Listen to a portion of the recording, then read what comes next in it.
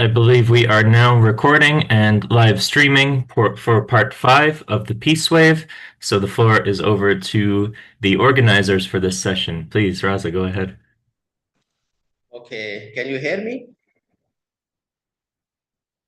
Yes, yes, we can.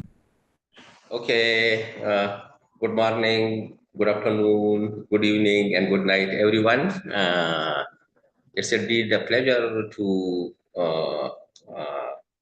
coordinate this part of the 24-hour Peace Wave. My name is Radha Khan. I am the Executive Director of Sustainable Peace and Development Organization, and I'm also one of the board members of the International Peace Bureau. So this session is focused on more on South Asia and Central Asia, but we will be more focusing on South Asia. So if you look at the agenda and if you look at the theme of the Peace Wave, uh, basically it is a 24-hour session which is taking place all over the world. So there is a certain time allocated to each region. So we will be having 2 hours per our region. So basically, the main theme of the Peace Wave 2024 is no to militarization and yes to cooperation. But for this particular year, the theme is more focused on nuclear disarmament, and this year marks 80 years since the atomic bombing of Hiroshima and Nagasaki. Ladies and gentlemen, if we look at the world has become more polarized. There are conflicts all over the world, conflict and wars. We are seeing the war in Ukraine, in Gaza. Then there was the Israel-Iran conflict, then India-Pakistan, and there are so many other conflicts taking place all over the world. And if we look at, the military expenditures, so you can see that in the SIPRI report. So the military expenditure have rose to $2,718 billion in 2024, which is around $2.7 trillion, meaning that the spending has increased every year for a full decade, going up to 37% between 2015 and 2024. This is actually the 9.4% increase in 2024, which was the steepest year to year since at least 1988. So just to give you an estimate that if we reduce a very small portion of these military expenditure, even 10% or even less than 10%, through that we can eliminate hunger from the world, we can greatly reduce poverty and hunger. So a large portion of the funding is going to militarization and weapons rather than building peace, climate justice, and other sustainable and to achieve other sustainable development goals. Uh, if we see around the world, violent voices are becoming more and more visible, whereas peace voices are dormant, but they are actually more. If we so this peace wave actually is a kind of platform where our peace voices can be heard all over the world, and we encourage our participants who are listening to us, who are participating in these events, to raise your voice toward a more peaceful world, toward a more harmonized world, through your writings, through your activism, and through your social actions. Coming to this region of the world, South Asia is a region which is very diverse in cultures and in languages and in many other ways. If you look at the geography of this region, it is important in many aspects. Like if you see, we have the tallest peaks in the world, like the Mount Everest, the K2, and among other, like there are almost 7 to 8 tallest peaks in the world. And then we have the largest glacier mass in Himalaya, Karakoram, and other these mountain ranges. So it has a very important significance in terms of climate change. And in between these cultures, then you can see the largest deserts, the sea, and in between these mountains and the sea, a very diverse culture exists, comprising of so many cultures, so many traditions, and so many languages. But unfortunately, this very beautiful culture has always been exposed to conflicts, exposed to violence, and it is one of the regions which is the most densely populated, but at the same time, the most poorest nations in the world. So for that reason, we always say disarmament for sustainable development. So instead of investing in weapons and other forms of wars, states should invest in reducing poverty and to achieve sustainable development goals. Mistrust is so much high at the state level that that it has reached to a level where the leaders do not believe each other.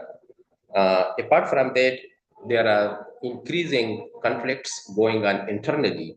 If you see the countries like look at Afghanistan, Afghanistan had remained in war for almost 40 years, and still, if you see, there is the Taliban government, which is even the whole world has not recognized their government.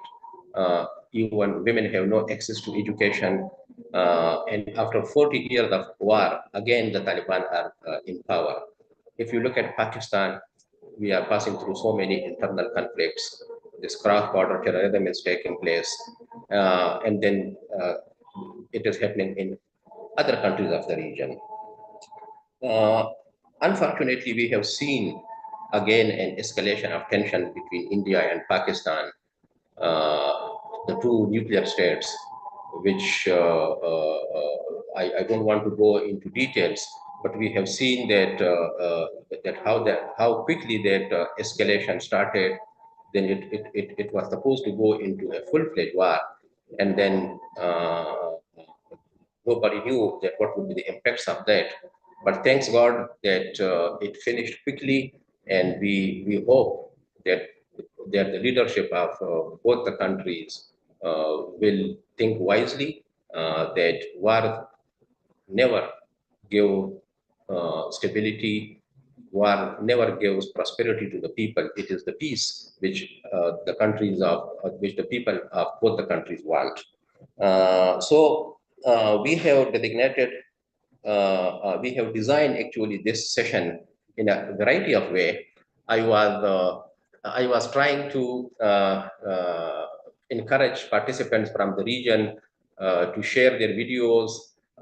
Unfortunately, I was unable to get much of the videos, so I requested my youth participants to come up with what is relevant to the to the theme of this peace wave.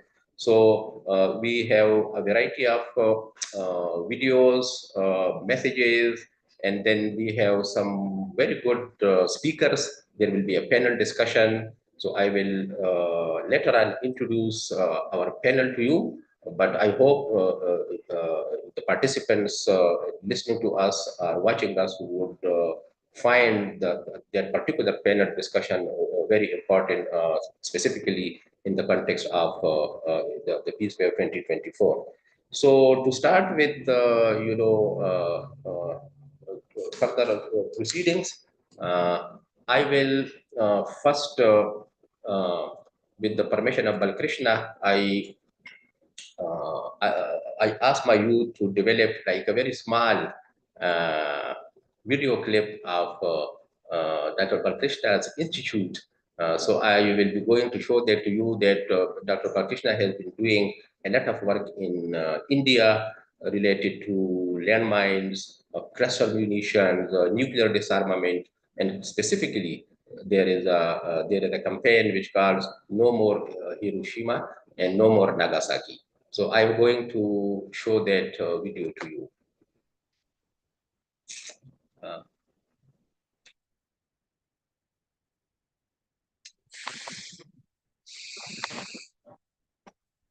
can you?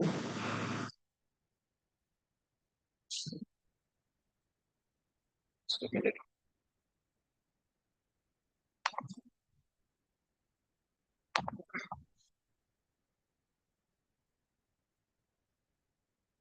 Can you see the screen? Oh, no, we cannot see the screen.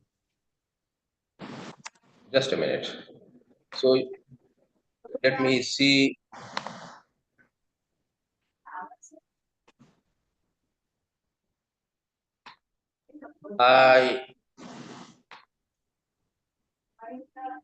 Let me see it again. Can you see it now? Yeah, we can. Now we can see. Okay.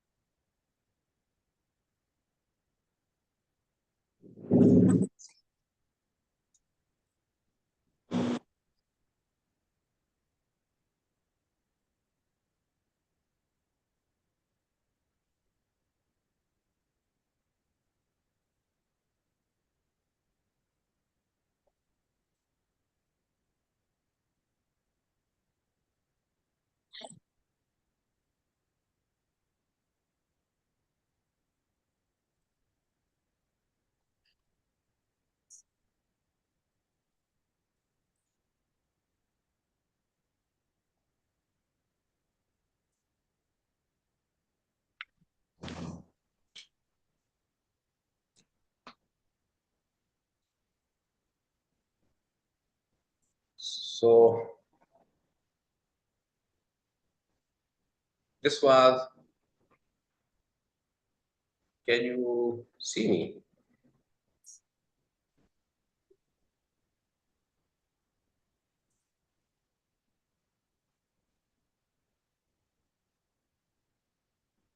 Yes, Raza, we can see you, but you can close the caption if you want, the sharing if you want. Okay, let me see. There is security participant.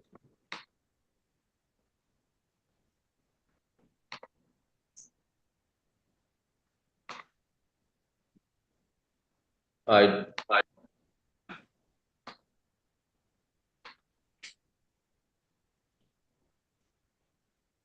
Yeah, you should have stop sharing on the bottom. okay. Let me. There is another video, so I would like to. Okay, and Okay. Yes, when you Uh, share the second video, you can enable also the sound, so we can also hear. so you cannot, you didn't hear the song. No, not in the first one. Okay, okay. I will try again. So Yeah. this was basically Balkrishna. He will be participating in the panel discussion. So he will talk more about the work in India. So that was actually the work in India specifically related to nuclear disarmament. Their work against landmines and cluster munition. So he will talk more about that in the panel discussion. Now I'm going to share another video. I hope know all that this north side of Pakistan is very much prone to disasters, especially natural disasters. So there were recent floods in which there were you might have seen in the media reports that even a family was swept away. They were taking a breakfast, and then all of a sudden the floods came. So there were actually devastating impacts of floods on local communities. As I have already explained to you, that this area is full of mountains, glaciers, lakes, but unfortunately, the local communities are suffering due to sudden climatic conditions. So we are implementing a project which is called youth-led climate action project. So our youth from their particular area, it is from north of Pakistan, Swat, they have developed a video specifically for this session. So I am going to show that to the participants.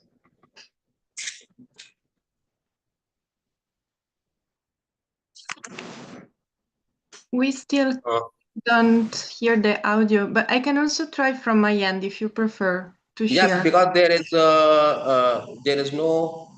Yes. 1 second. Okay. Thank you.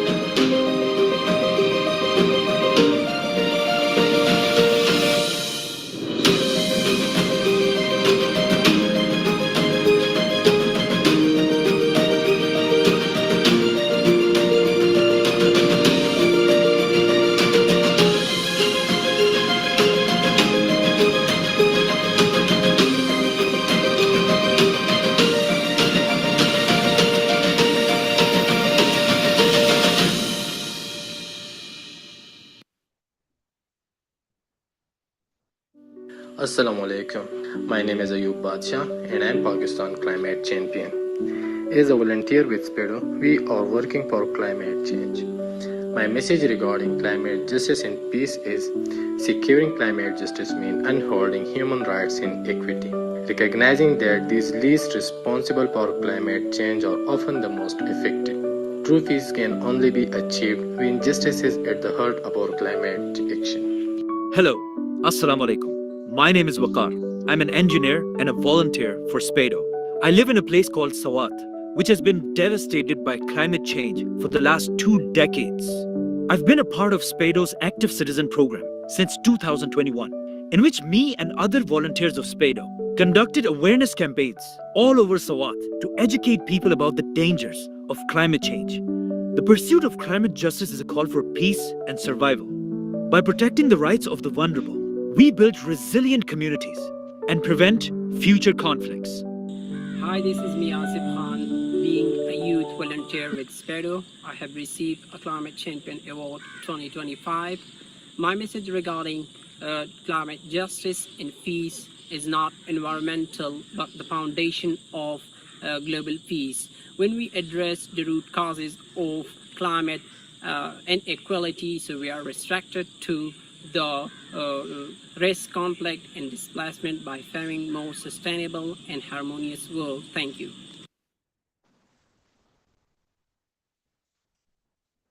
So thank you so much once again. So it was just some glimpses of the impacts of climate change on the north side of Pakistan. And I have already explained to you that even 2 weeks ago, this huge flood swept away buildings, families, infrastructure, and you saw some of the clips in this video. So we are running this campaign for the last almost 3 years, and still our youth is active in that part of the world. So just to give you an understanding of how this climate change is affecting the lives and livelihoods in Pakistan, not only in Pakistan, but in that whole region. I would also request again, Emily, to you that we have our next video, which is a very short, just 1 minute video from Nawal Amjad. Nawal Amjad is also one of our speakers in the next panel discussion, but she has a 1 minute message. Nawal is basically a change maker in youth empowerment and sustainable development goals. So I would request you if you can play that. This is the next, number 3. Yes. Greetings, everyone, no matter where you're watching me in the world. Are you also sick and tired of the culture of war? Do you also want to replace it with a culture of peace? Well, Professor David Adams embarked upon this journey when he joined UNESCO in the year 1992 to replace its traditional military peacekeeping program with a culture of peace program. He was, in fact, the pioneer director for the UNESCO's Year of Peace in the year 2000. He thereafter also introduced and disseminated a peace manifesto that received 75 million global signatures. 25 years after, with the world brimming with a culture of war more than ever before, if you also intend to be a part of the movements to say yes to peace and activate peace, then click on the link of activatingpeace.org in our caption and get multiple options to be a part of this global campaign. You can also become a partner with us by joining in our manifesto partnership form, whose link is also in the description.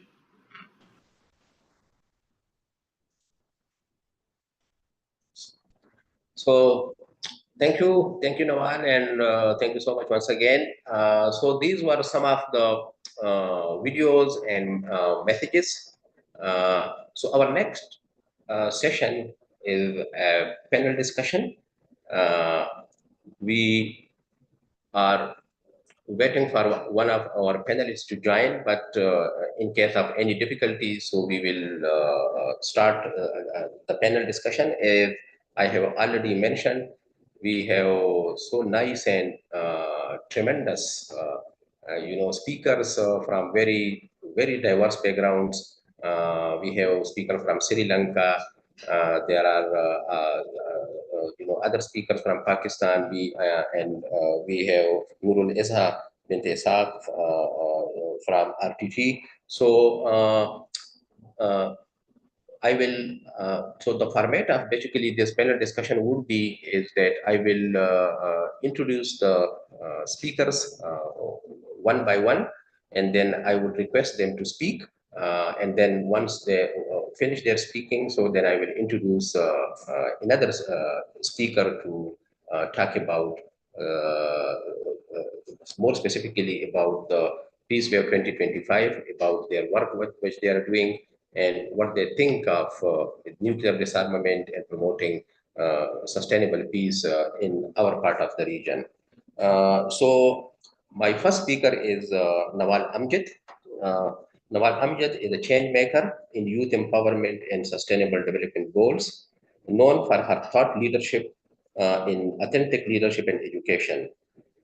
She is a youth ambassador for UNDP Pakistan, a member of its Youth Advisory Council, and a fellow for the Youth Empowerment and Climate Action Platform by UNDP Bangkok, UNICEF, and UNFCCC. In 2022, she was named one of the UNESCO's 50 global youth leaders pioneering social entrepreneurship in community schools to promote global citizenship, sustainability, and peace. In 2024, she co-established a national capacity building network for community organizations with UNFPA and was selected among UNESCO's 25 regional youth leaders for South Asia to contribute to the region's first youth declaration on education.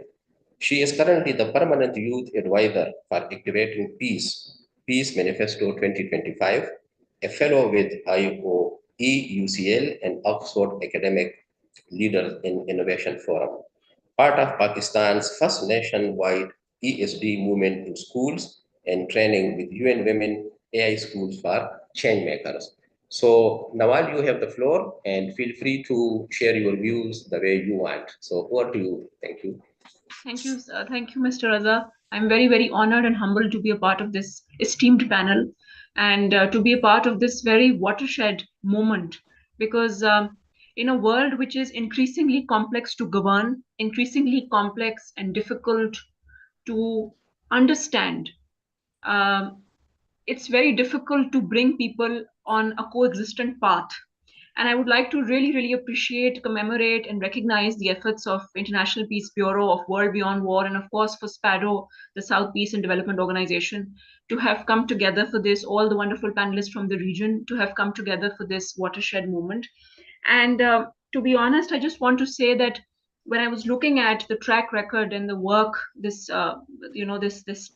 towering work that all of these three organizations that I also particularly named were doing, what I have seen is, there's one common theme, and that is about building a culture of peace, promoting a culture of peace,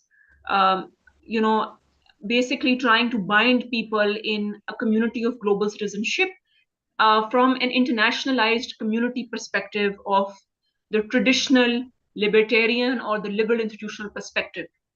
We are now living in a world which is far more aligned, is aligning and resonant with the critical school of international relations, if some of us are familiar with international relations school of thoughts or perspectives.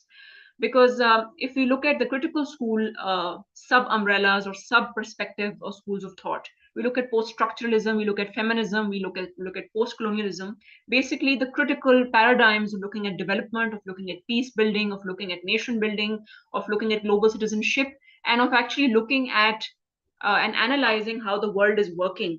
So we would recognize that we are no longer working by the traditional rules of the game. The rules of the game are very different. Yes, we do have a looming nuclear war threat that's hanging over us as a sword.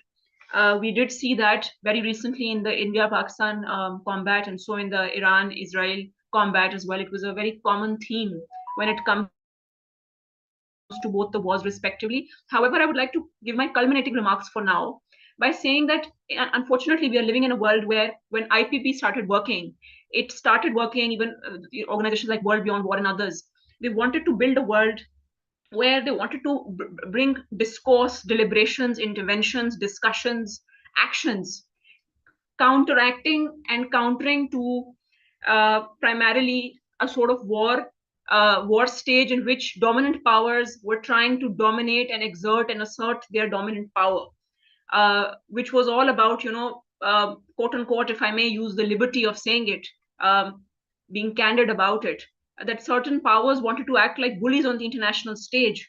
And to be able to counter that, we built a peace wave, we built a culture of peace. We all started investing in peace building on civil society, subnational, indigenous, organizational, and community grassroots levels. However, today we unfortunately live in a world where that power domination, that security dilemma, very inherent to the anarchic international system, has become all the more relevant, particularly in the context of the two war theatrics that we've just been exposed to, whether that was Iran and Israel or whether that was Pakistan and India. And unfortunately, we are no longer living in a very oversimplified world of nuclear threats, as well as building or prospering or fostering a culture of peace, where it's no longer about exerting your power. It's also about being able to acquire or being able to assert sufficient power to be able to survive. And that's where, when survival is being used, or survival of the fittest is being used as a metaphor for states to keep at fighting in this very mad nuclear war, this very dangerous nuclear war for which I think we do not have apt adjectives, that's where I think we really need to raise eyebrows. That's where the international community needs to raise eyebrows. And I'm so happy and humbled and thankful that we have conversations and discourses like this. We have virtual ways of coming together like this, where we build a global epistemic community, where we start to own the world together, and where we have critical engagements, reflections, and thinking points that we can exchange. Thank you.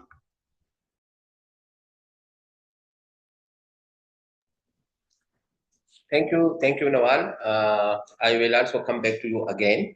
I will try to make it more like informal, more like engaging, even encouraging participants to, if they have comments, if they have any questions. So it will be more like this panel will be more like interactive in nature. So thank you so much for you that you very well explained this culture of peace. I will come back to you again for also your final remarks. So thank you once again. My next speaker is Balkrishna. Balkrishna Karve, Dr. Balkrishna Karve is the president of the Indian Institute for Peace and Disarmament and Environmental Protection. He is based in Nagpur, India. He is leading peace and environmental kind of education programs, known for his work in nuclear disarmament, education, landmines, cluster munitions, and he has been very active in advocacy, public awareness campaigns, such as No More Hiroshima and No More Nagasaki. He has been conducting peace exhibition across India. Dr. Karve actively promotes human rights and environmental education in schools and engages in global forums to advance peace, sustainability, and humanitarian causes. And I know Dr. Balkrishna for almost more than 20 years. He has, I think you saw his pictures that he was young. He is still young. But he was so much young when you saw, the video which I displayed in the beginning. So he had been working in India for peace and disarmament for almost more than 2 decades. So thank you so much, Dr. Balkrishna, for taking your time to participate in this 2025 Peace Wave. And now the floor is over to you. Thank you, Raza. Our institute, Indian Institute for Peace, Disarmament and Environmental Protection, is working on various aspects of the peace and disarmament. But I like to touch this time regarding nuclear weapon-free world, because this is a cry of the hour. In South Asia, India and Pakistan possesses nuclear weapons, and arms race between these two countries is going on. India possesses near about 140 and Pakistan possesses near about 150 nuclear weapons. There are many complex reasons for present nuclear arms race in South Asia. There is mistrust, misunderstanding, and animosity between nuclear weapon countries in South Asia. Any fanatic military officer or political leader may start nuclear war. The terrorist group in around the world may possess and control the nuclear weapons, which will be dangerous to whole world. By possessing nuclear weapons, we could not solve our problem. The vehicle of change is ultimately the people.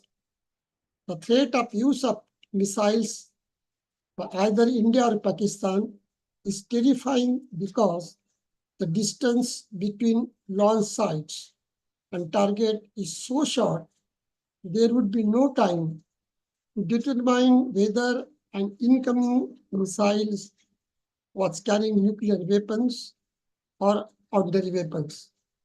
It takes only 8 to 10 minutes for a missile to reach its target, and it's only 3 minutes to decide the missile is carrying nuclear weapons, threats or conventional weapons, and due to misunderstanding, nuclear war may start.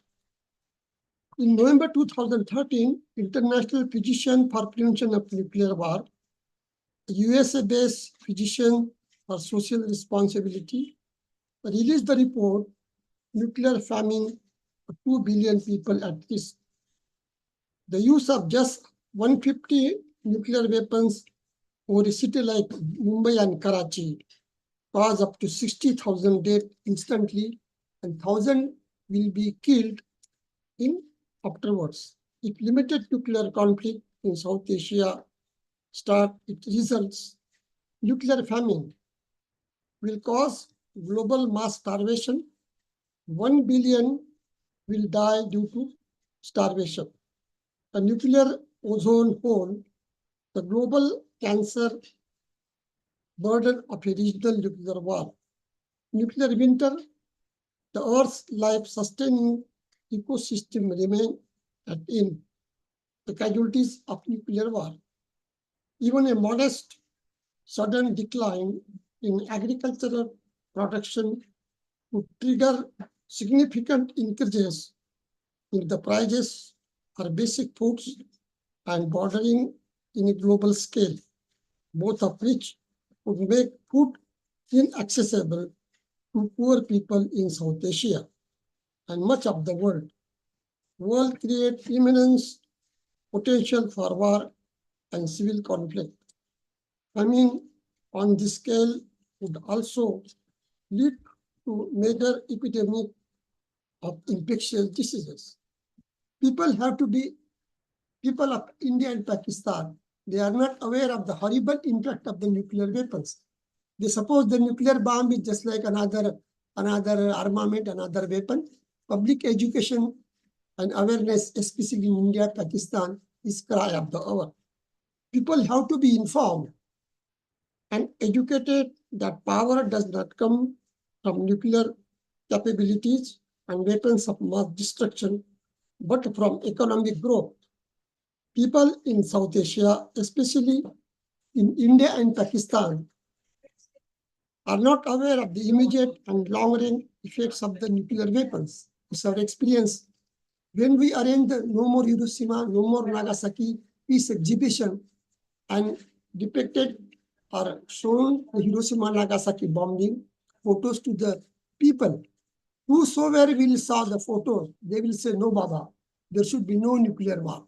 So public education awareness is the cry of the hour in South Asia, around the world also. Need to educate people about the differences in conventional bomb and nuclear weapons is must. Prevention is the only, nobody will be victorious in the nuclear war. I'm only talking of the South Asia limited nuclear war. And if there will be whole world like USA, Russia, other country will, then it will be havoc. All humanity will be collapse. Nuclear famine, prevention is the only care. Nuclear famine, 2 billion people at risk. International Physician for Prevention of Nuclear War, in their report, they said, in the limited nuclear war between the countries, 2 billion people at risk, global impact of a limited nuclear war on agriculture, food supplies, and human nutrition explains how even the relatively small nuclear weapons of countries such as India and Pakistan would cause long-range global damage to the Earth's ecosystem. Limited nuclear conflict involving in the use of 100 Hiroshima-sized nuclear bombs, but now we have the more powerful bombs than the Hiroshima bomb. They are about 100 times more powerful than the Hiroshima nuclear bombs. So 100 Hiroshima-type bombs would have global implications with significant cooling of Earth's surface and decreased precipitation in many parts of the world. Increase in food prices would make food inaccessible to hundreds of millions of the people around the world, especially in South Asia, Africa, in all poor countries. If agriculture markets continue to function normally, 215 people would be added to the roles of the malnutrition over the countries of the world. Significant agriculture shortfall over an extended period would almost certainly lead to panic and bordering as an international scale. Further education is needed. The total number of people threatened by nuclear war induced famine would be well over 2 billion people around the world. They will famine in our limited nuclear war. Global famine that would follow a regional nuclear war, it seems reasonable to postulate a total global death toll in the range of 1 billion from starvation alone. By starvation alone, 1 billion people will be affected. A famine on this scale would also lead to major epidemics of infectious diseases and would create immense potential for war and civil conflict. Countries which does not possess nuclear weapons and their cities are not target think that nuclear war is a remote problem for them. So this is not the case. Nuclear war anywhere in the world would have devastating effect for all of us. Even a modest sudden decline in agricultural production would trigger significant increases in the prices for the basic foods and bordering on a global scale, both of which would make food inaccessible to poor people in much of the world.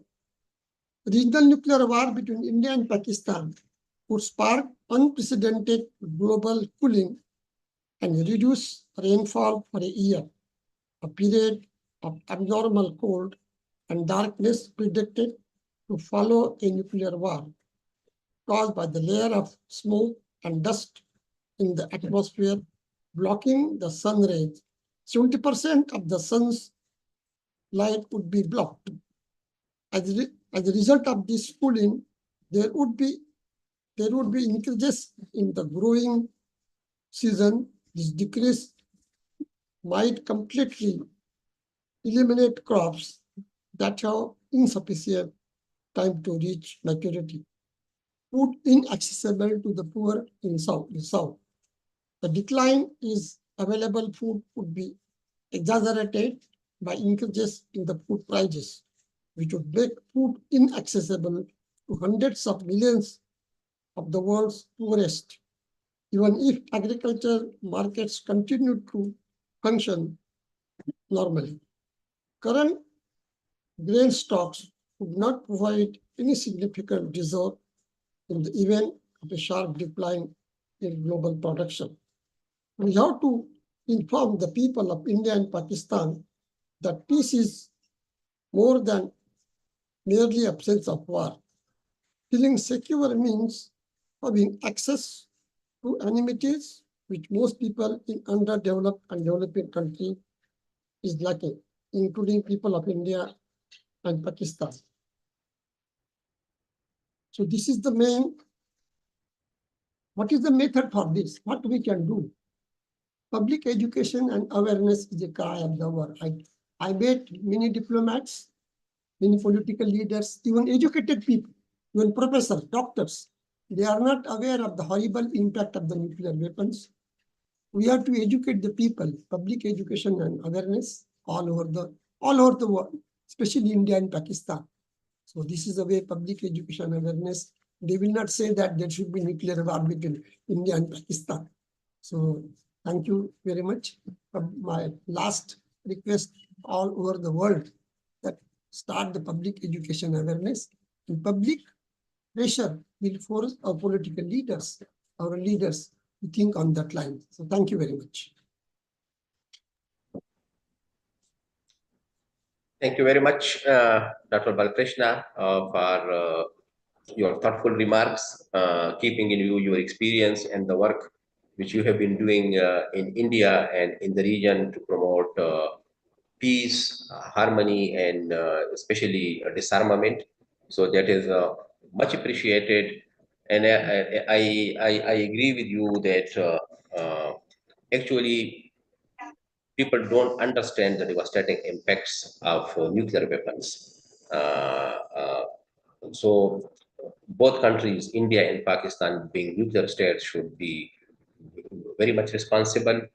We should build trust, mutual cooperation, and understanding between the two countries.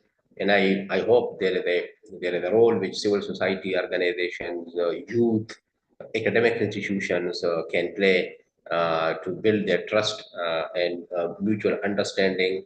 And I'm once again thankful to you for your remarks, and particularly the most important work which you are doing related to no more Hiroshima and no more Nagasaki. And you have been promoting that public awareness and education throughout India and in the region. So thank you once again. I would request you to remain with us if there is any questions, if there are any comments, and I will also take your final remarks. So our next speaker is Vidya. Vidya is our friend, our colleague, a champion of disarmament in Sri Lanka. He is the coordinator for the Forum on Disarmament and Development, which is called FFD in Sri Lanka. Basically, the Forum for Disarmament and Development is a research and advocacy group that focuses on human security, disarmament, and protecting the natural environment. He currently serves as a country researcher for the Landmine and Cluster Munition Monitor Report, and he has attended the University of Colombo and received his BBA in International Business Management from Northwood University. So, Vidya, you have the floor.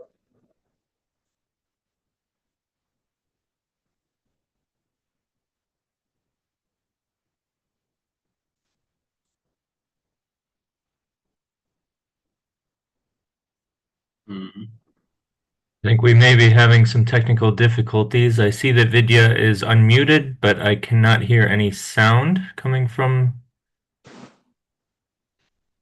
Vidya. Can you please look at your audio settings and just make sure that everything is working from your end? I can hear you. Yeah. I can hear you all. Yes, Hello. we can hear you. Okay, now we can hear you, yes. Okay, good. Thank you very much, IPB and SAPCODO, organizing this timely, important discussion. Actually, recent tension between India and Pakistan and also Israel and Iran. You know, we were thinking that if there are any nuclear attacks, you know, if that occurred, you know, that is end of humanity in the 21st century, you know. So we today onwards we remembering Hiroshima and Nagasaki 80th anniversary. So that should not repeat it again in future. So there are 9 nuclear states. So country like Sri Lanka, if there's any nuclear attack between India and Pakistan, we were in the receiving end. We are nearly 23 million population, you know, not only nuclear attack, but also nuclear power plants in south tip of Chennai, Kundalmal, nuclear power plant. There was a issue with that particular power plant reactor. So they were not updated. India not updating anything with regard to the nuclear power plants. So what we see that, you know, both countries not party to the UN, any of these nuclear related treaties. When it's come to France and UK, they are party to the both the NPT, Nuclear Non-Proliferation Treaty, and the Comprehensive Nuclear Test Ban Treaty. Both countries follow in the instruction given by the International Atomic Agency, but not India and Pakistan. Same with North Korea, Israel, China, Russia, and also the United States. So we always looked at the legality of these weapons, you know. I should mention there are 2 Sri Lankan citizens, you know, they work on nuclear disarmament internationally. One, the late Judge C.J. Veeramantri, he was the deputy chair of the International Court of Justice. He happens to be the person that time the United Nations in 1995 asked for a legality of using nuclear weapon, and then Judge Veeramantri's remarks were the he opinion that use of threat of nuclear weapon is illegal in any circumstances whatsoever. So that still remain in that. I think now we have a new treaty called TPNW, Total Prohibition of Nuclear Weapons. So that is very much relevant for today's subject. So completely abolishing of nuclear weapons. I think Balakrishna, he pointed out, you know, A to Z, I think most of the things, consequence of use of nuclear weapons. So not only India and Pakistan will suffer, but entire region will suffer, particularly country like Sri Lanka. Now we concerned about the nuclear power plant in south of India. If something goes wrong, you know, entire northern and the western province neighborhood will disappear. So this is the, you know, threat we received from this particular nuclear power plant in India. So we are up to now, we are happy that the both countries, it's operated by the government, not any non-state party. If it is fall under non-state party, a nuclear weapon or a nuclear power plant, we have a high risk. That's why the country like India and Pakistan, you know, we always having political turmoil, you know, countries tension. We should look for a, you know, not the weapon, peaceful, promoting peace. So when it's come to power generation, we have enough, you know, solar, renewable energy sources. So we can go for a solar energy sources. And the country like India and Pakistan spending billions of US dollars on developing such weapons, nuclear weapon. They should have spent money on their health and education. There are millions of people without access to food, water, shelter, education and proper health. So we want both countries take those things a high priority. And also civil society, we are very much thankful to both of you from Sapado and Dr. Balkrishna taking this civil society initiative. We want to see more and more civil society organization taking this matter up always in the media and to the politician and the decision makers as well. So we hope that South Asian region should be peaceful. So climatic action is very much relevant for today's context. Country like Sri Lanka, we suffer heavily time to time. You may remember that we suffered due to tsunami some years ago. And again, you know, we are having droughts. Now we are experiencing droughts in Colombo as well, and severe floods. So it's both topics are relevant, very much relevant for the entire Asian region. So I'm thankful, and we are supportive any initiatives by civil society in India and Pakistan on the matter, because we are not, Sri Lanka not a nuclear state. There is a discussion recently that Sri Lanka should try out nuclear power. So we are vehemently rejecting that proposal. Is still at the discussion stage. So because it's a high risk and high investment. So Sri Lanka is not in a position to invest billions of dollars for these long-term projects like nuclear power plants. So we had to borrow money from the international community at high interest rate, and we are not in a position to pay them back in a 10 years time or 20 years time, because we have other priorities in the country. So thank you very much. I will join at the last stage of the conference. Thank you, Prasa. Okay, thank you, Vidya, for your remarks. And specifically, you mentioned about nuclear disarmament in the region. And specifically, we really appreciate your work in Sri Lanka. And I think Sri Lanka can also play a very important role to build trust in the regional level. Like Sri Lanka is a country which has always played a very significant and important role to bridge the gaps, and companions like you could be really helpful to mobilize civil society and academic institutions in this part of the world. So please remain with us if there are any questions or comments, and we will be also hearing your final remarks in the next session. So thank you once again. So my next speaker is Dr. Atiqur Rahman. So Dr. Atiqur Rahman is Assistant Professor in the Department of International Relations at the National University of Modern Languages in Islamabad. He has earned his PhD from Qaid-e-Azam University in 2019. He is based in Islamabad. Dr. Rahman is a distinguished researcher, scholar, and has also contributed his intellectual insights at numerous national and international academic forums.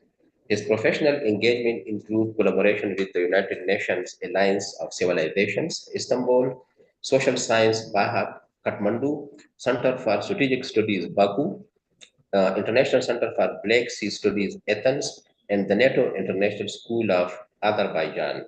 Dr. Rahman is a writer and regularly publishes his scholarly work in reputable research journals and policy magazines. So, Dr. Atiqur Rahman, you have the floor.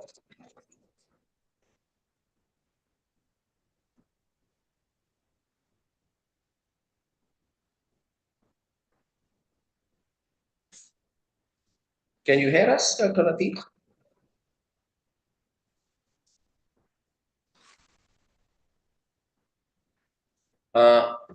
Can you unmute Dr. Atiq? He is muted.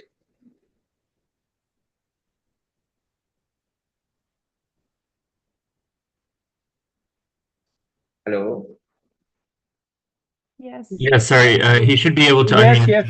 We were struggling Yes, I can. which screen was You correct. can, yes, you can also open your camera, Dr. Atiq, Yeah, if you yes, wish. thank you so much. Thank you so much. Thank you so much. And thank you so much for inviting me.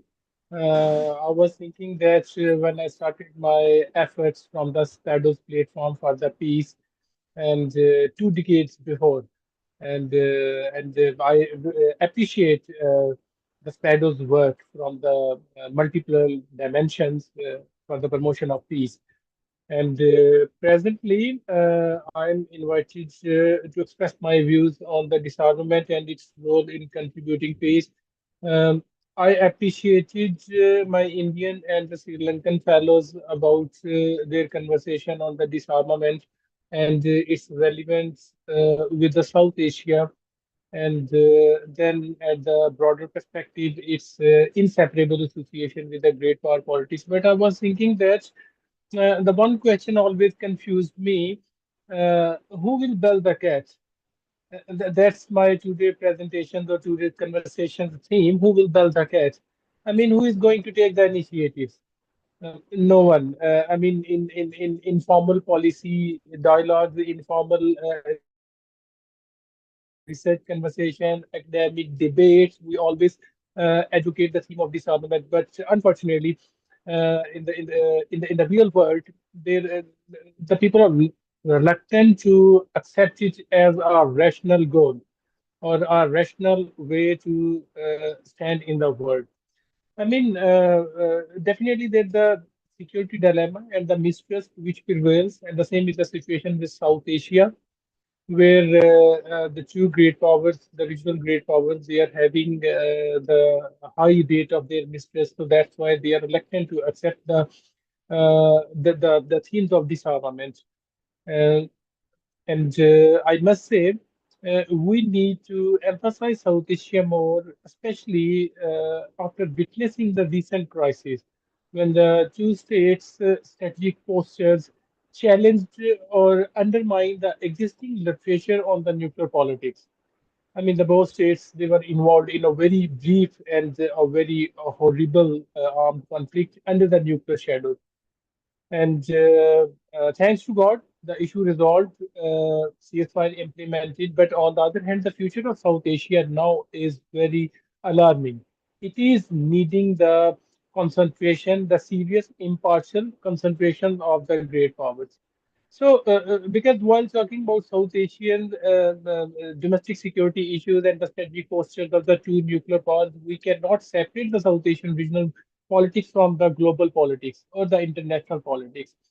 Like the birth of South Asia was under the shadow, the birth of decolonized South Asia was under the shadows of the Cold War's nuclear politics. Then it's impacted, it left worse impact on the South Asian security environment. Then eventually the nuclear race touched the South Asian region. Then the both countries, after India, Pakistan was compelled to take the initiative. The both countries, they were having the different justification. Like Indian, sometime the Indian literature advocates the reason for this nuclearization belongs to security. Sometimes they say it's a status driven. Pakistan is also heavy security. But on the other hand, the nuclear weapons arrived in South Asia. So the situation is very much difficult. So the both states, India and Pakistan, they are looking towards the great powers. So the P5, I mean, that's the basic reason why the international non-proliferation regime and the intergovernmental other organizations are ineffective in bringing the South Asian nuclear states into their jurisdiction. Because the trends arriving from the great powers, basically they are leading the two South Asian neighbors toward a different dimension away from the disarmament. So I think in this way, the greater responsibility lies on the great powers and the intergovernmental mechanism of the international community. Like I'm referring toward the International Non-Proliferation Treaty (NPT). There are a number of arguments criticizing the NPT status because it's one of the three main leading pillars explains the implementation of the disarmament, but that is very much in the theoretical and the documentary part of the treaty. But unfortunately, the practical implementation is not very much visible, or we are not getting any signals or any symptom of the great powers that they are going toward completely implementing the NPT or following its three pillars. So in this way, the intergovernmental institutions are required. Vidya very accurately mentioned the TPNW, that's a new treaty. But I must say that is the addition in the existing non-applicable efforts of the disarmament. So the history of the world politics is, or especially the nuclear politics, is full of the disarmament, different initiatives introduced by states at the unilateral level, bilateral level, and from the different multilateral platforms. But unfortunately, their practical implementation, who is going to take the initiative? Who is going to encourage the other states to follow the steps? No doubt there are some countries like South Africa and couple of other countries. They have taken the initiative, but their initiatives are not promoted positively and advocated by the great powers. And when we talk about the South Asian regional environment, so the extension of the international non-proliferation regime in the form of the NPT towards South Asia, basically, it would be practical with the support of the great powers. When the great powers will settle, they will set any pattern or the trend because they are the trendsetter. Then automatically, the South Asian politics will follow those trends because the history of the South Asian politics suggested that we cannot eliminate the inseparable interconnectedness between South Asian politics, regional politics, and the international power politics. So its growth is always, especially its strategic growth is always under the shadows of the great power politics. So on the other hand, we have another example of the nuclear weapons-free zones. Yes, that is the appreciable development of the international community. The three nuclear weapons-free zones where the states refuse to go towards the nuclearization or the acquisition of the nuclear weapons. And Pakistan was the first in South Asia who introduced or presented a proposal in the United Nations to implement a free zone regional environment in South Asia. But unfortunately, that proposal was remained ineffective due to the lack of substantial support from South Asia. So Pakistan has played its role, and now the responsibility lies on the other states and that support of the great powers. So we must say that regarding great powers' role, the South Asian environment is very much important now. After the Pelagam crisis, we need to take some serious initiatives because the repetition of any other crisis between two nuclear powers, it will be never like the Pelagam one. So definitely that will cause more serious complications in the region. So the rational and the impartial reaction of the international community is required beyond their strategic collaboration, beyond their economic interest in South Asia. Because once that comes, then disarmament becomes really a visionary idea or a utopian idea or something which is very much active in documents, but not having the practical relevance with the actual politics. So the great powers role in this way, I must say the United States role is appreciable regarding South Asian regional crises like the Pelagam crisis. We have witnessed that the active role and the appreciable involvement of the United Nations prevented that clash going into the serious direction. So the further commitment we need not from the only from the United States but beyond Washington, the advocates of disarmament from around the globe, they are required to emphasize on South Asia. So in this way, we can rationalize pragmatically the vision of disarmament and its association with South Asia. And non-traditional approaches in this way will be helpful beyond the traditional proposed and the adopted proposals. So that was my very brief take on the disarmament and its relevance with South Asia. So if you have any question, you may raise after that. Thank you so much. Thank you, Dr. Atik, for your comments and your thoughts. I noted your point that who will who will ring the bell So that's quite important.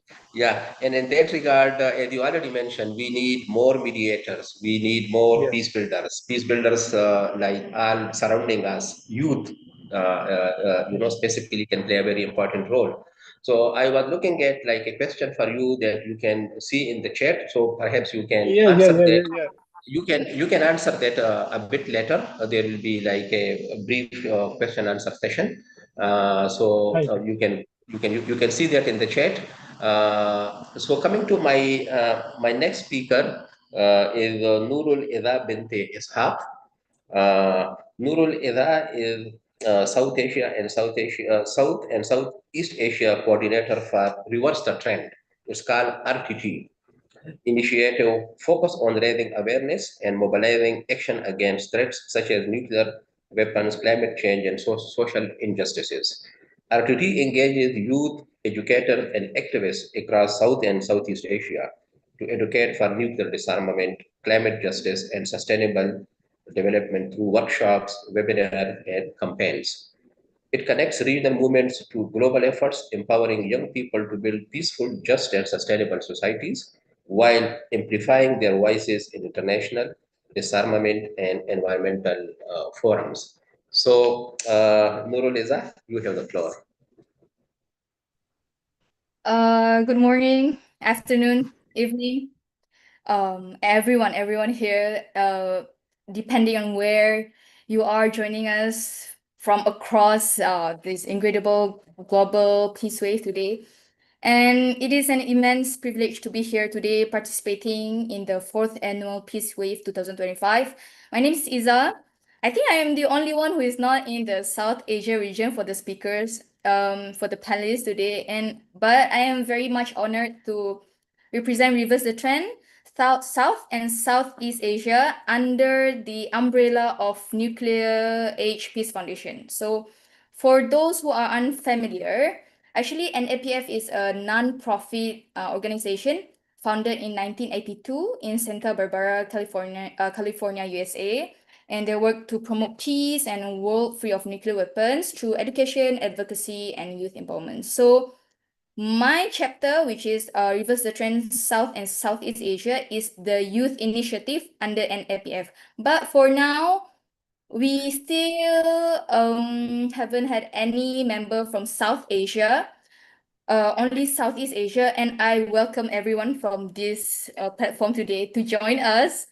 It doesn't matter if you're not youth, it's okay. You can always join. It doesn't matter. We don't discriminate or what, okay?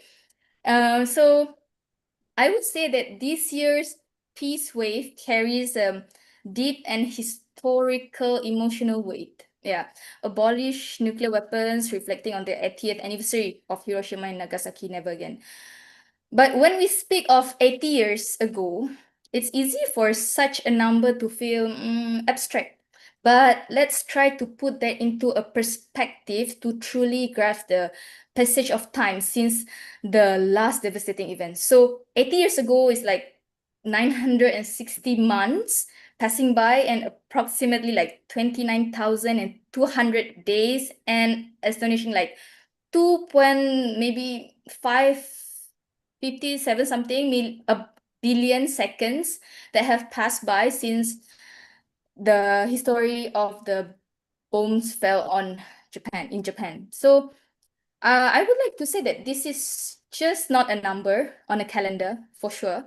It's a vast expanse of time during which humanity has had the chance to learn, to grow, to commit, to prevent such a tragedy to ever occur again.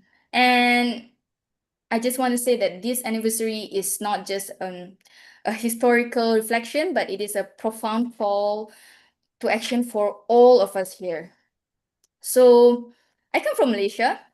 So as a Malaysian, I often encounter like a perception that Malaysia is a nation that is not directly threatened by nuclear weapons.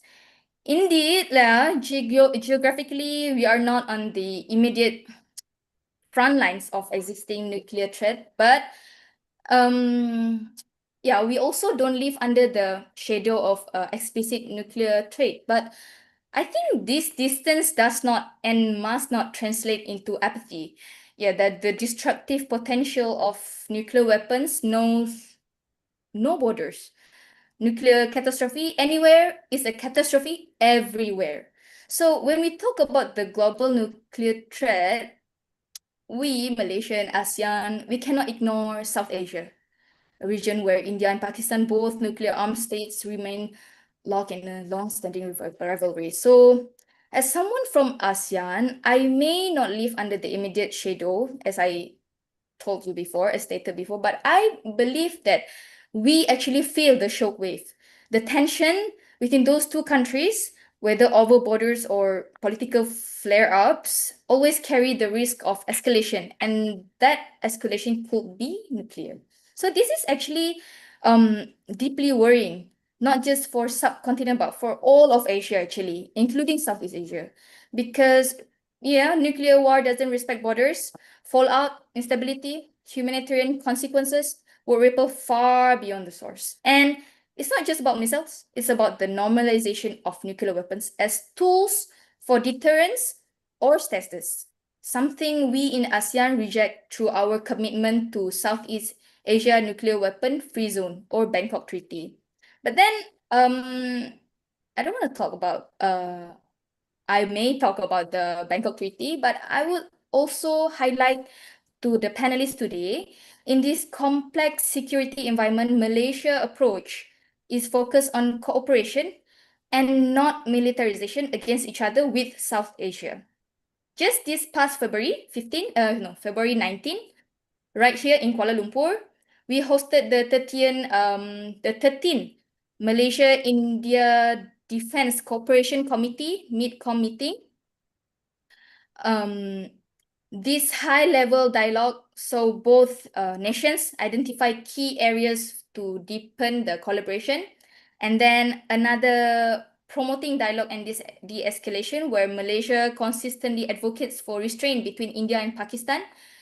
Following the April 2025 Pahalgam attack, Prime Minister Anwar Ibrahim of Malaysia publicly urged de-escalation, and this discussion on this dynamic were also part of the recent 58th ASEAN Foreign Ministers meeting, underscoring our diplomatic efforts. And we also like to address the non-traditional threats. We cooperate on shared security concerns like maritime security, counter-terrorism. For instance, at the 58th AMM, Malaysia and Bangladesh agreed to full cooperation on recent terror allegations, showcasing our joint commitment. And as ASEAN Chair, Malaysia leverage forum like ASEAN Regional Forum, which includes India, Pakistan, Bangladesh, and Sri Lanka. And Pakistan Deputy Prime Minister was just in Kuala Lumpur yesterday, July 11, for the 32nd ARF Ministerial Meeting. So these platforms that I have just mentioned actually build confidence and promote dialogue that reinforce the cooperation, not military build-up, but the pathway to build a lasting peace in our region of Asia actually. So if I may continue, I would like, I know previously it was part 4 where they also talk about ASEAN, but I will also like to mention a bit about Malaysia and the regional neighbors in ASEAN that have long recognized about this. We have the Bangkok Treaty on the Southeast Asia Nuclear Weapon Free Zone. We declared the collection rejection of nuclear weapons on our soil. It is a legally binding agreement for all 10 ASEAN member states, and I would say it is significant because it enacts a comprehensive ban all 10 ASEAN legally bound not to develop, possess, station, transport, test, or use nuclear weapons within our region. And this includes environmental protection, including against dumping radioactive waste. And I would say this give a right to peaceful users of nuclear energy, but strictly subject to international safeguards. However, as the Bangkok Treaty is a protocol, this protocol is not signed, and it's remain a key challenge because it's not signed by the NWS.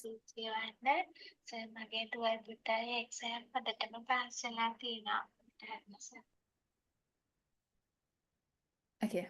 So I will say that this unsigned protocol remains a key challenge to all of us because I would say China and Russia have shown willingness to long-standing issue to this protocol, but the long-standing issues with other NWS still remain a key challenge to us in this protocol. So, but after all, it's a complex diplomatic hurdles, and as affirmed just days ago at the 58th ASEAN Foreign Ministers meeting here in Kuala Lumpur, ASEAN remains steadfast and actively engaged in technical reviews and discussion to bridge these differences. And ultimately, we try to secure the universe support of all nuclear weapon states for our zone. And you know, because Malaysia is ASEAN is a neutral country, and neutrality doesn't mean silence. It means standing firm against dangers of militarization and nuclear escalation, which I think important for South Asia implementation as well. So yeah, that's all from me, Minister Reza. Okay, thank you so much, Nurul Izhar, for your remarks, specifically about the role of youth and Malaysia, being a neutral country in the region. Actually, youth is inspiration for all of us. You have the potential, and a large. If we talk about South Asia, so South Asia is a region where youth population is, as compared to other regions, it's quite high as compared to other regions. So we encourage youth from South Asia to work with you. You inspire us. Your work is motivate us, and we look forward to keeping in touch with you. And thank you so much for your remarks in this session. So this was all about our speakers. So we have around 12 minutes to reflect on what we have said. There are a couple of questions. One question is from Dr. Balakrishna, and there is one question from Dr. Atiq. But I would request speakers, I will give the floor to the speaker one by one for about, what you could say, 3 minutes to reflect on what other speakers said and to share their concluding remarks, including answering the questions which you see in the chat. So just 3 minutes to each of the speaker. So over to you, Nawal. First of all, I would really want to appreciate all this very rich discussion that we had, very multidimensional, very kaleidoscopic perspectives coming from all the fellow panelists. There was a particular question in the chat box by Mr. Jawad, if I'm not wrong, and he asked that how can, and I think in one wonderful IR-led perspective, it was already answered by Dr. Atiq, but I would also want to address that question where he basically asked that, with the military regimes in Pakistan and India not being very interested in cultivating a culture of peace, what can civil society organizations and youth do? And I think from there, I would like to capitalize on my presence here in the panel right now. We have just had a soft launch for Activating Peace, which is a organization pioneered by Professor David Adams, who actually created the Culture of Peace program in UNESCO and converted the military peacekeeping program into a Culture of Peace program back in the year 1992. And 25 years ago, he basically disseminated a peace manifesto on 6 pointers across the world, which he was able to gather 75 million signatures on. And today, we will be promoting the peace manifesto, which Raza Saab was kind enough to have played in the beginning as well, through which, and I've also shared the website link in the chat box, where at activatingpeace.org, through various global peacemakers, through various music videos, culture interactions, and ways, logos even for that matter, we try to encourage a culture of peace cultivation, where the main message says, I'm sick and tired of the culture of war, and I give my support to the culture of peace, and I will keep spreading the message on social media until we all win. And this message has to be disseminated on your respective social media, even if that's WhatsApp, Facebook, Twitter, YouTube, you name it, with your city and name, and that then emerges on the Google on the map of our website, so that we see that a lot of other people have joined hands in the culture of peace with us.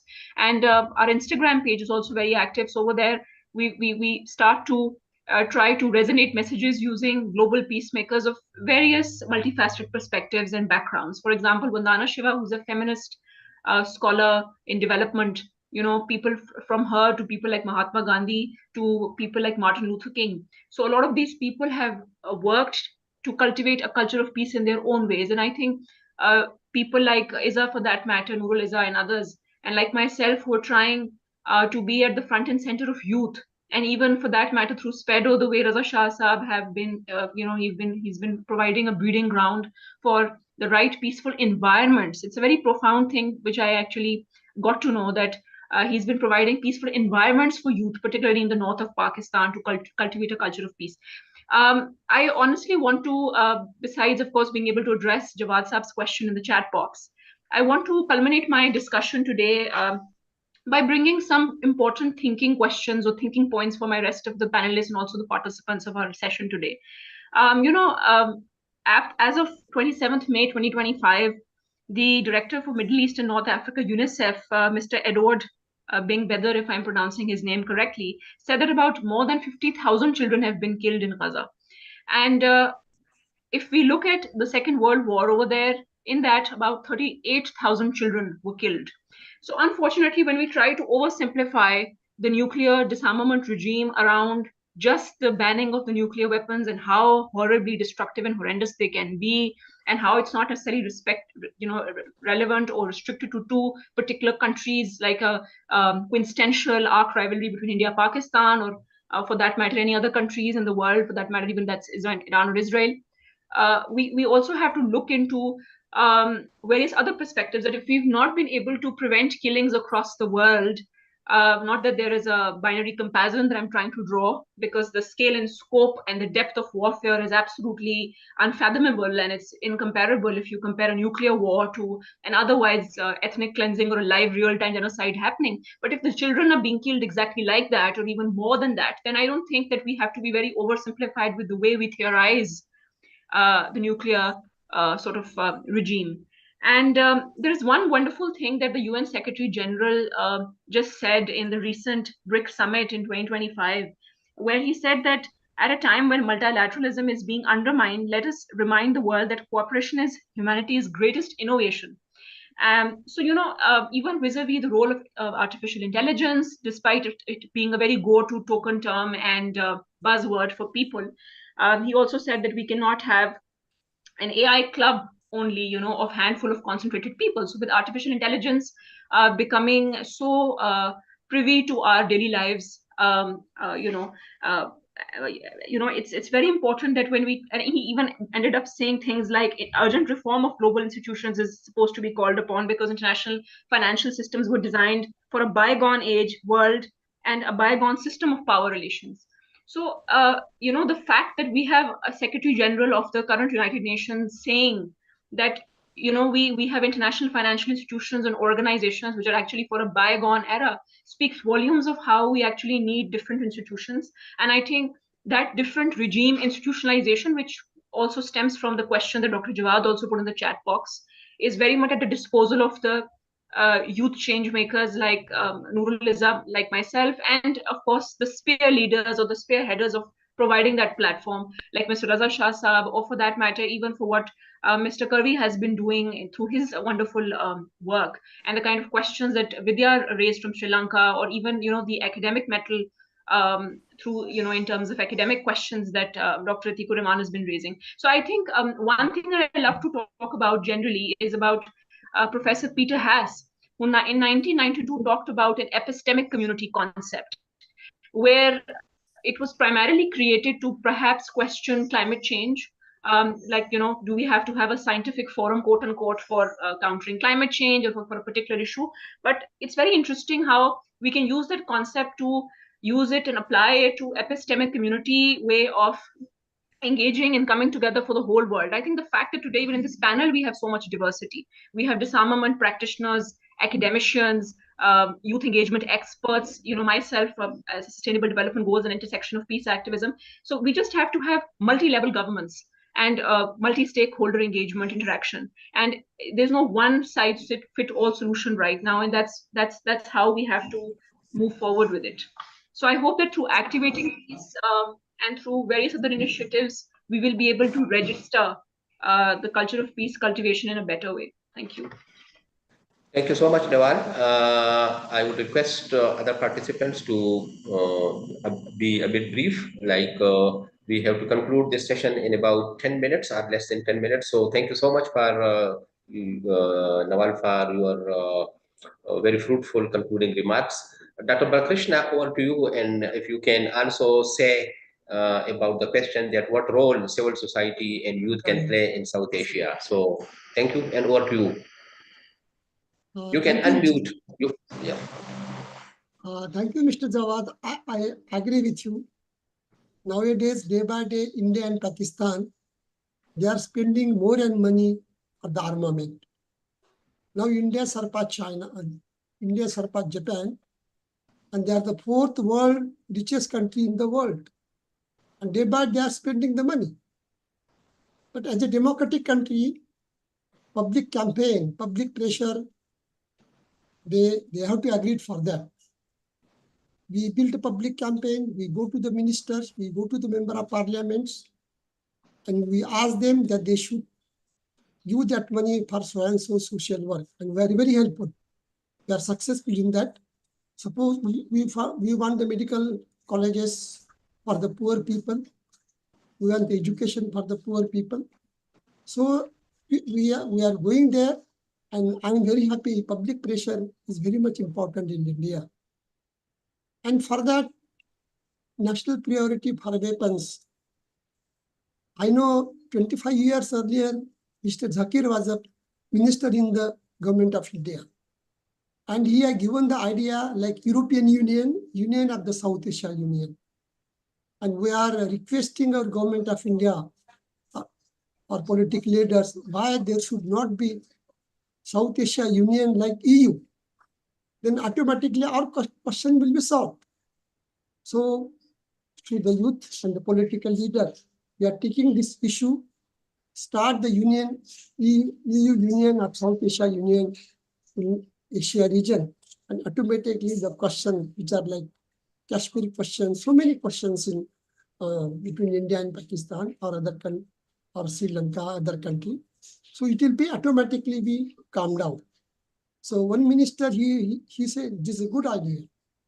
If there will be European like Union, like South Asia Union, like European Union, people can freely migrate to other states. They have the thing to do what they want to do, and we will not send the exorbitant money for the defense, for the armament. So we have taken this issue now. In the last 2-3 years, we have taken this issue. We think on the European Union, like European Union, South Asia Union, and I may be meeting with our foreign ministers, the Minister of External Affairs, and I will be discussing this issue with them. So thank you. Thank you, Dr. Balakrishna. Over to you, Vidya. Now you can see me. No, sorry that I was not seeing the button. It's very important. Again, I'm raising this matter. The South Asian, particularly because of India and Pakistan nuclear tension, we should get together. You know, when we play cricket, India, Pakistan, huge tension. When we Sri Lanka and Pakistan or Sri Lanka and India. So we divided when we play cricket, but we should be united when it's come to nuclear disarmament. You know, that's a must. It should be a family. Like, you know, now we have a neutral East Asian nation is clearly mentioned that, you know. So it's about humanity. You know, it's not about winning a war. Having a nuclear war mean end of our humanity. That's for sure. Not like Hiroshima, Nagasaki. Now We have hundreds of thousands of nuclear bombs within these 9 states. And particularly India and Pakistan, they are not party to the nuclear non-proliferation treaty, a must. As I mentioned earlier, France and UK, the party to the both, and also both countries party to the NPT and the Comprehensive Nuclear Test Ban Treaty in England, UK, and France, both are parties. So those 2 treaties are very important when it comes to nuclear disarmament in the region. I know that we all know that India and Pakistan, they will not gonna get rid of nuclear weapons right away. It's a long process, that is their power, they want to show the power. But still, we have a safer ground once they become parties to those 2 UN conventions. Once they become a party to the CTBTO, then they follow the international standards that should be happen in the region. And I should have mentioned, I mentioned only the one person from Sri Lanka, Jaswira Manti. The second person, Ambassador Jayantha Dhanapala, he was one of the leading role within the UN nuclear disarmament. He chaired the 1995 NPT conference in New York and also extension conference. Those are 2 gurus from our country, when it's come to nuclear disarmament. So my last request the youth, I remember when I was 18, 19, I joined the landmine campaign in 1996. So now I'm sort of a senior person now, we are recruiting youth now, mainly, young girls and young boys, girls taking the lead in Sri Lanka's disarmament campaign. Now we have, when it's come to autonomous weapon, we have a killer robots campaign, Yanitra Kumaraguru. When it's come to landmine, we had several. Now we have Nimaya Dahanayaka earlier, Nilasi Liyanage. So again, a nuclear campaign, we have girl Vikramasinghe. So youth going to be the future, and they should train, we as a senior advocates, senior researchers, senior policy, in that civil society expert, we should get more and more youth engagement because, our age now, at some point we're going to retire. So if we make a new generation, empower them to take the baton and run, not the government to make such decisions, that's my request on disarmament as well as a climate change issue. You should take the lead in the future. Thank you. Thank you, Vidya. Thank you. You still have energy. You look very young, energetic. So like youth. So thank you so much, Vidya. Over to you, Dr. Atif, and in your reflection, you can answer the question which a participant put to you. Yes, thank you so much. Vidya, you are still young and your activity shows that you are younger than the youth. So do not underestimate yourself and do not discourage us. Age is just a number. So that's a lighter mood. So the one of the participants mentioned about the climate justice. Basically, I have mentioned already.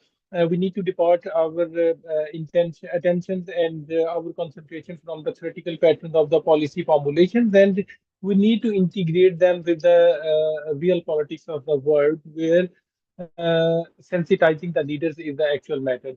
So I appreciate again the Vidya's points. He mentioned that the role of the international community and the youth.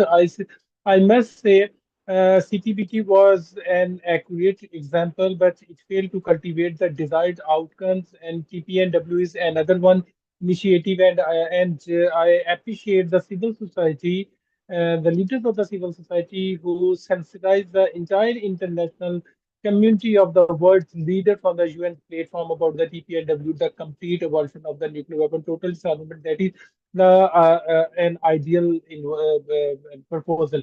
And what we need to do, we need to emphasize the emerging trends of the arms race, where if we see South Asia and the rest of the world as well, the race the arms race going towards the space. We need to monitor that. We need to take the timely measures. And on the other hand, the AI-driven weapon system, like Spato has done excellent work, and the number of words about the killer robots and the lethal autonomous weapon. So we need to engage more people in this debate, killer robots and stopping the lethal autonomous weapons. So I think, in short, I must say we need to emphasize on the emerging fields of the arms race, which are going to intensify the existing security environment. Thank you so much. Thank you, Atik. Thank you so much. Over to you, Iza.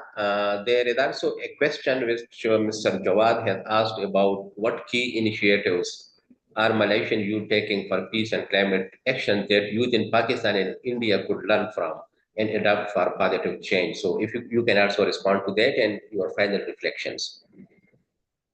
Okay, thank you, Raza. Thank you so much.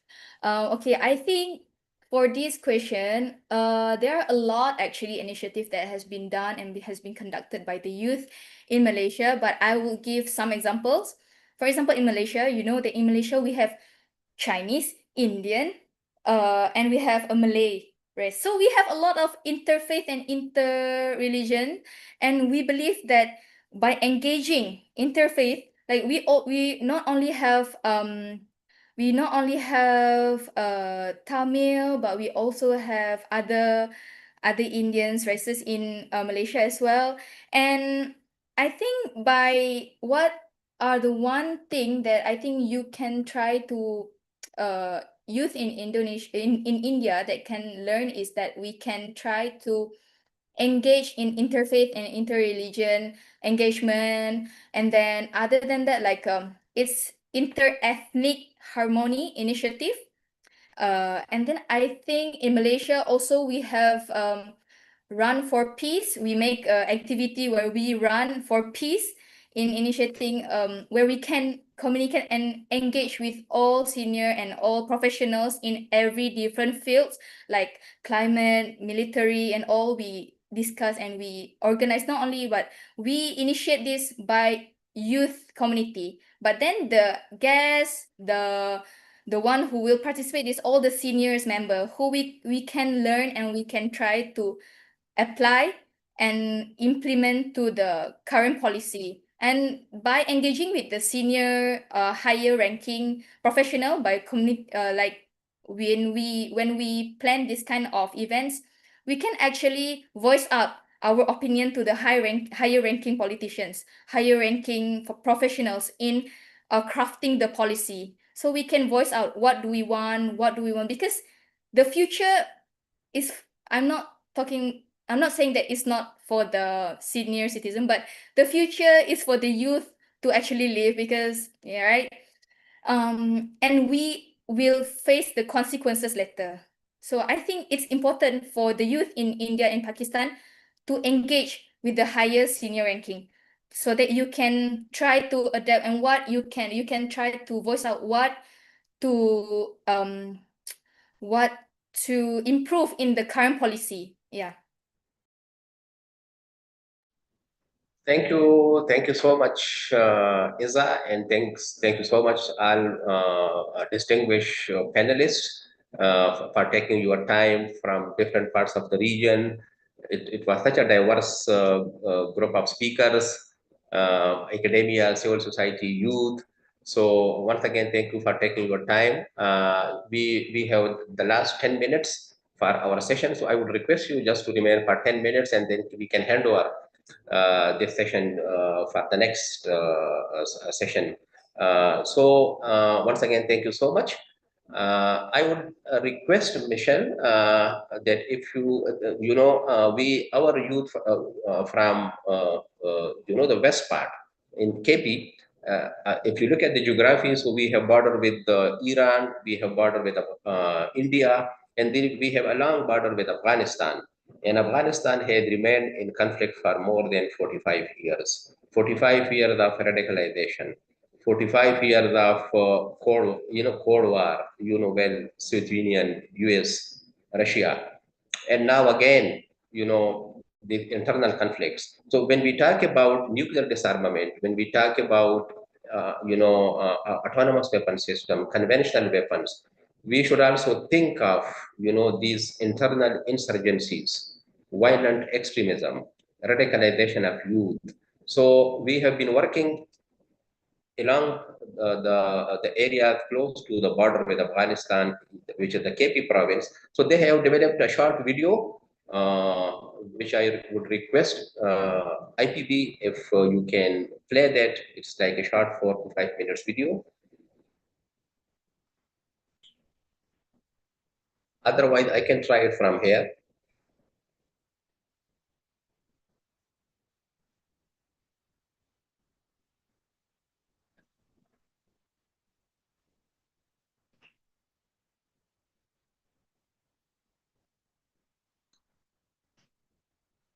There is no voice.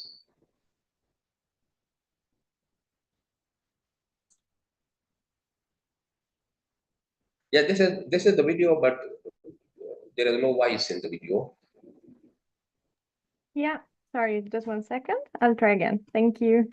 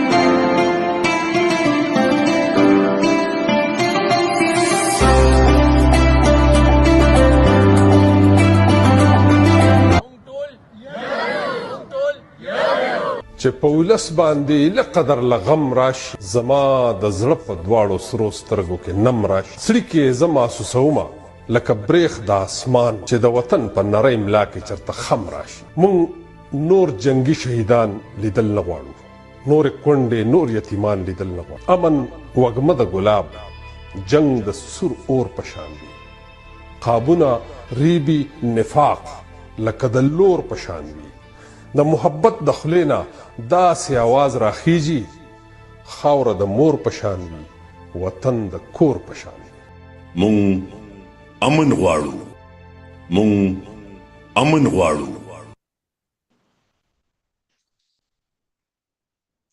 Thank you so much. This was, basically glimpses of the activities, as also mentioned, is that we are trying to promote interfaith harmony, ethnic harmony in a very fragile region. So you have seen that how youth remained engaged in all these activities, and in the last, it was like a very famous Pashto poetry, in which the poet is saying that we ask for peace. We are fed up of wars and conflicts, and we ask for peace. So in the final concluding remarks, Iza asked me to just say 1 minute poetry in Malay. So please go ahead, and then I will ask Hiba to come and just conclude it. So Iza, over to you. Okay, only 4 lines, 4 lines. Okay, this Okay. Malay language. Bunga melur harum mewangi, ditiup angin sepanjang hari. Terima kasih atas ruang ini, mari terus berjuang bersama harmoni. English translation for everyone, reference. Jasmine flowers sweetly bloom, carried by the gentle breeze. Thank you for this precious room. Let us strive for lasting peace. Thank you. Thank you so much, Iza. It was great. So in my final 2 minutes, as Michelle has also explained that, to organize all these events, youth from SPEDO, they played an instrumental role. We have this Youth for Peace network, it's called SPEDO Youth Network. So I encourage you all to even join that network. So I am thankful to Hiba, I am thankful to Dawood, Hamad, all of our youth who contributed to the 2025 Peace Wave. So over to you, Hiba, to just say like something like just in a minute to conclude this session.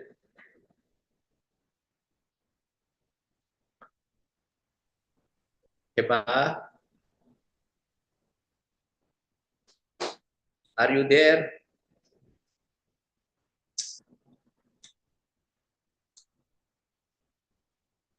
It seems her connection had dropped and she had lost her ability to unmute. We've given her that now, so hopefully she'll be able to say a few words. He or she, sorry, I don't mean to misgender. Okay. So in case if she is unable to join, it's already 3 p.m. Hiba, so if you can quickly say something, it's already 3 p.m. So we have to hand over that to the next session. So over to you, Hiba.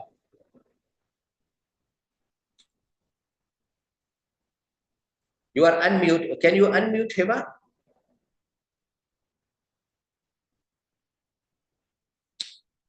Hiba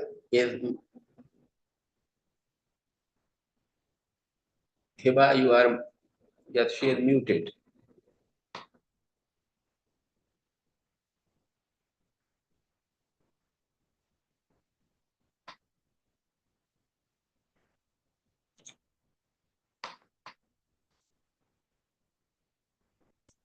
You are muted. I don't know how to unmute you. I think the organizers can unmute.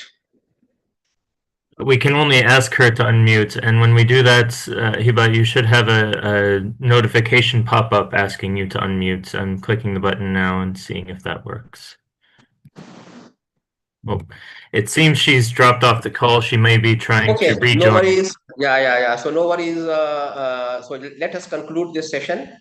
So thank you once again, all participants, all speakers, all our youth who contributed to this session. So I would request all the participants to open your minds and just say like one word: no to war, yes to peace. And then we will hand over this to the organizer. Just we speak together. 1, 2, 3. No to war. No to war, yes No to to peace. war. Yes to peace. Yes to peace. Thank you so much. Thank you so Thank you. much. Over to you. Bye. Over to you. Bye. Bye. Bye-bye. Well, thank you to everyone who is with us. We are now just wrapping up part 5 of the Peace Wave in South Asia, and we'll shortly begin part 6. We're running just a couple minutes behind our schedule, but we are about to get started. Just before we do, you'll notice in between each section